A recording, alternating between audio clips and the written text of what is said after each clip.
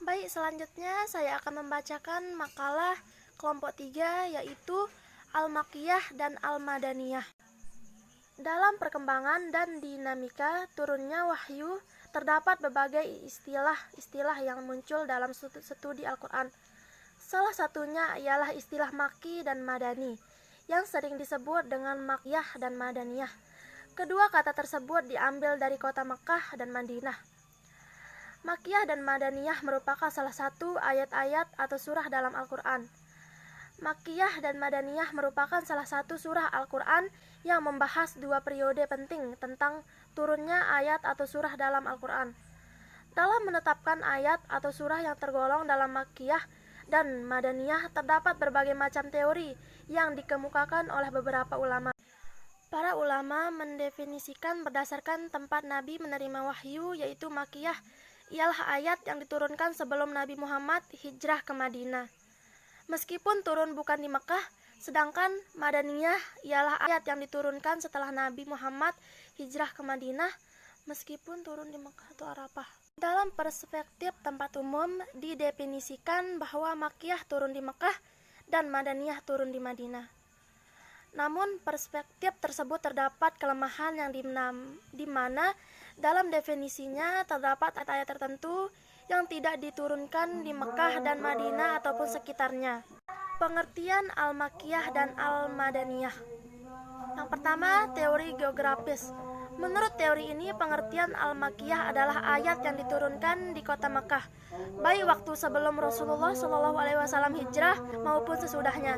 Sedangkan Al-Madaniyah adalah ayat diturunkan di kota Madinah, baik waktu sebelum Rasulullah SAW hijrah maupun sesudahnya. Namun, pada kenyataannya, ada beberapa ayat yang tidak diturunkan di kota Mekah maupun kota Madinah. Seperti 42 di Tabuk, Quran Surat Az-Zukhruf, 45 di Baitul Maqdis, Palestina pada malam Isra Mi'raj. Selanjutnya yaitu teori histori.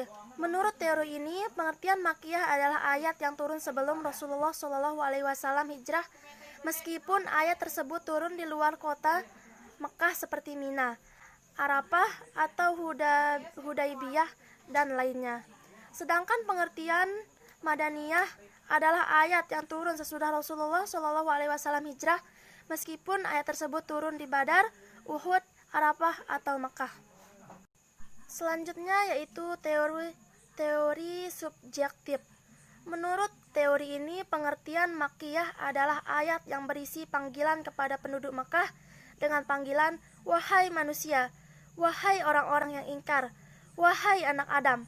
Sedangkan pengertian Madaniyah adalah ayat yang berisi panggilan kepada penduduk Madinah dengan panggilan, "Wahai orang-orang yang beriman."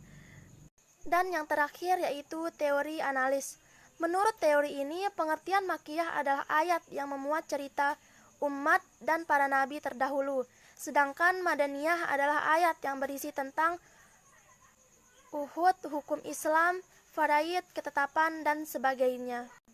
Adapun ciri-ciri khas Al-Makkiyah yaitu, yang pertama, mengandung ayat sajadah, terdapat lapas qaula, terdapat seruan ayuhan nas, dan tidak terdapat ayyuhallazina amanu, terkecuali dalam surah Al-Hajj yang diakhiri terdapat ya ayyuhallazina amanu irka'u wasjud. Mengandung kisah nabi-nabi dan umat yang telah lalu, terkecuali surat Al-Baqarah. Dan yang terakhir terdapat kisah Adam dan Idris, terkecuali surat Al-Baqarah. Selanjutnya yaitu ciri-ciri khas Al-Madaniyah, yaitu di dalamnya terdapat izin berperang atau ada penerangan tentang hal perang dan penjelasannya tentang hukum-hukumnya.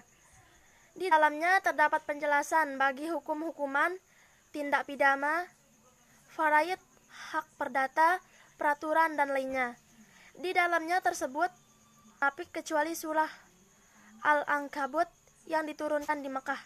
Di dalamnya didebat para ahli kitab dan mereka diajak tidak berlebih-lebihan dalam beragama, seperti kita dapat dalam surah Al-Baqarah, An-Nisa, Al-Imran, At-Taubah, dan lainnya. Dasar-dasar penetapan Al-Makkiyah dan Al-Madaniyah. Yang pertama, pengenalan cara simak adalah pengetahuan alat dan surah Makkiyah dan Madaniyah yang diperoleh berdasarkan riwayat.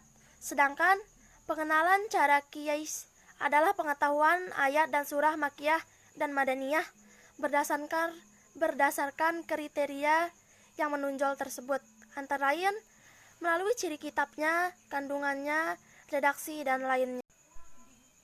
Kesimpulannya yaitu ilmu Makkiyah dan Madaniyah merupakan ilmu yang sangat penting untuk dijadikan landasan hidup, karena ilmu Makki dan Madani bersifat cerita umat, nabi, hukuman, dan ketetapan. Ada 4 teori yang menentukan pengertian Makkiyah dan Madaniyah. Yang pertama, teori geografis, teori historis, teori subjektif, dan yang terakhir, teori analis. Surah atau ayat dalam Al-Quran dibagi menjadi 3, yaitu surah Makkiyah, surah Madaniyah, dan surah atau ayat yang masih dipertentangkan.